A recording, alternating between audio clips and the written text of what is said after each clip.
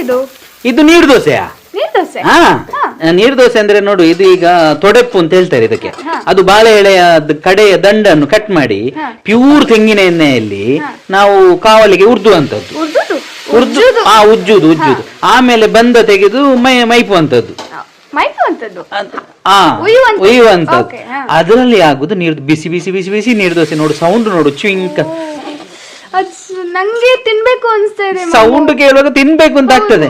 ನಮ್ಮ ಮನೆಯಲ್ಲಿ 2 ಮಕ್ಳು ಇದ್ದಾರ, ಅವ್ರಿಗೆ ಕೂಲಿ ಇಲ್ಲ, ಬೇಗ ಬಂದು ಬಿಸಿ ಬಿಸಿ ತಿನ್ನುವುದು ಅಂತ. ಅಲ್ಲಿಲ್ಲ. ಅದೇ ಅದೇ ಅದೇ ಅದೇ. ಆಮೇಲೆ ಮೀನ್ ಗಸಿಯಲ್ಲಿ ಇದು ಮೀನ್ ಗಸಿಯಲ್ಲಿ ನೀರ್ ದೋಸೆ ತಿನ್ನುವಾಗ ಉಂಟಲ್ಲ,